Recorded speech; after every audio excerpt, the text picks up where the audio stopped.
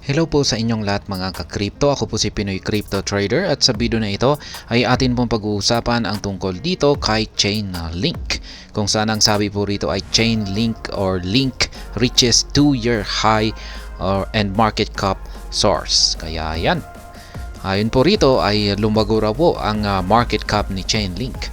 Maliban po rito ay nagawa po niyang akyatin ang presyo. Yan, mataas na presyo.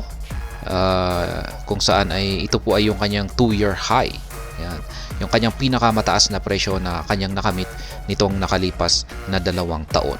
Kaya ayan, bago po tayo magpatuloy ay nais ko lamang po munang bigyang linaw ang aking disclaimer kung saan ang nilalaman po ng video na ito ay hindi po ito isang financial advice. For education and information purposes lamang po ang layunin nito. Maliban po dito ay nais ko na rin pong magbigay babala na wala pong kahit anumang group chat ang Pinoy Crypto Trader.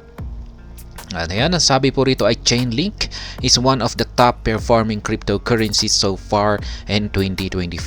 The native cryptocurrency of the Chainlink Web3 network has reached a price it has seen since January 2022 and its market cap now sits at over $11 million. Kaya yan, si Chainlink daw po ay isa sa mga top performing na cryptocurrency ngayong taong 2024. Yan, sapagkat siya po ay nagpapakita ng magandang performance. Yan ang Link ay yan po ang native currency ng Chainlink Web3 network.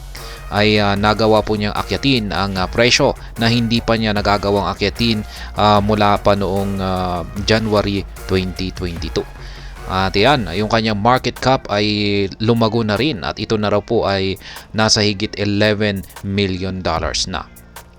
According to CoinMarketCap, Link now sits in 11th place on the cryptocurrency charts, just behind the leading meme coin Dogecoin. Chainlink has risen by over 4% in the past 24 hours to $18.93 at press time, while it still sits in 11th place compared to the top 10 leading cryptocurrencies. Link has performed the best in the past day and far and away the best in the last week. In just 7 days, the cryptocurrency is over 25%. Kaya yan.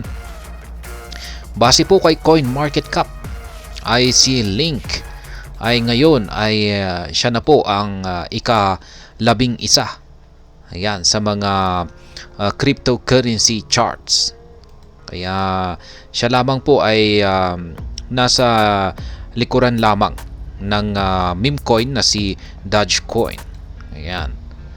Kaya si Chainlink ay nagkaroon po siya ng paglago ng higit 4% nitong nakalipas na 24 oras at yung kanyang presyo ay naglalaro po ngayon sa $18.93. Yan po yung kanyang presyo nung nailabas po ang balita na ito. Ngayon ay sa ngayon kung saan siya po ay ang ika-11 place. Yan. Or nakuha po niya ang 11th position base po sa market cap ranking. Yan, kung pag-ikukumpara daw po natin sa mga nangungunang top 10 yan, na mga cryptocurrencies, itong si Link ay nagpakita po ng mas magandang performance nitong nakalipas na araw. Kaya ayan, mas maganda pa raw yung kanyang pinakita kumpara nitong nakalipas na linggo. Kaya yan, sa loob lamang po ng 7 araw ay nagbigay po siya ng gain na higit 25%. Kaya yan po si Chainlink or Link, kung bakit siya ang tinaguri ang top performing cryptocurrency ngayong taong 2024. Kaya yan, Chainlink. What is causing Chainlink to surge? Yan, ano nga ba yung nasa likod ni Chainlink kung bakit ito ay lumalago? One reason why Link may be surging is due to renewed interest in tokenizing RWAs, real-world asset. According to some market watchers, Chainlink is one of the global leaders in tokenization, and with the growing interest in cryptocurrency and blockchain, Link may be reaping the most benefit. In terms of representing real-world asset as tokens, Chainlink is one of the best choices. Kaya yan po ang dahilan kung bakit lumalago or umaangat yung market price ni Link. Ito raw po ay dulot ng renewed interest or ibig sabihin ay panibagong interest ng mga investors dito sa tokenizing ng RWAs or tinatawag na real world assets. Kaya ayan, yan po yung pinakadahilan. Essentially, a lump of long dormant Link whales has abruptly awakened, transferring huge sums back into circulation. This influx from holders accumulating during Chainlink's multi-year bull run likely kick FOMO into high gear, contributing to Link's price jumps as smaller players rush to chase gains. Kaya yan daw po yung mga matatagal na natutulog na mga whales. Yan, ito po yung mga malalaking investors na long-term holders. Yan, at sila po ay nagising daw. Ibig pong sabihin ay pinapagalaw po nila yung kanilang malaking Link holdings dito. At ayan na nga.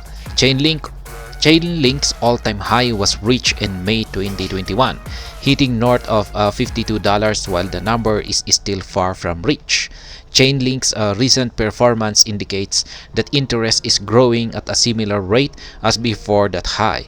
With Link looking like it may not slow down in the near future, Chainlink may become one of the top performing cryptocurrencies and one to watch in the coming months. Kaya yan daw po. Si Chainlink ay nakamit daw po niya yung kanyang pinakamataas na presyo or yung kanyang all-time high nitong nakalipas na taong 2021. Yan, buwan po ng May yan.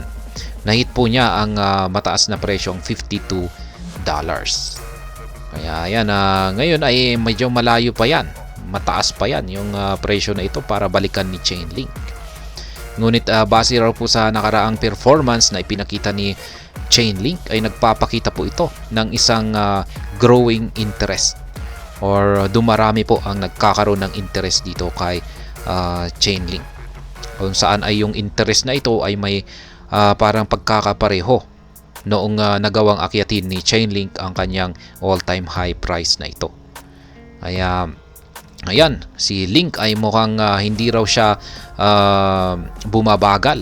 Ayan, mukhang parang tuloy-tuloy lamang po yung kanyang paglago.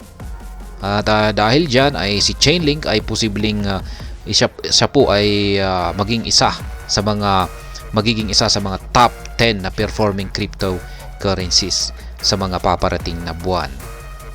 Kaya yan. Ayan po si Chainlink. Ayan, nagpapakita po siya ng isang matinding performance sa ngayon. At kung pagtuloy-tuloy daw po ito ay yan, magiging isa siya sa mga top 10 na best performing cryptocurrency ngayong taong 2024. At ayan, hanggang dito na lamang po tayo sa video na ito. Sana po ay inyong nagustuhan ang aking paliwanag dito. Kung inyo po itong nagustuhan ay pakiclick lamang po ang like button nito. Para naman po sa mga bago lamang dito, kayo po ay aking inaanyayahan para mag-subscribe. Mag-click na rin po ang bell icon nito dahil ito po ang siya magsisilbing notification nito sa mga bago kong videos na akin pong ina-upload sa aking YouTube channel na ito. Marami pong salamat sa panonood. Ingat po tayo lagi at God bless po sa ating lahat.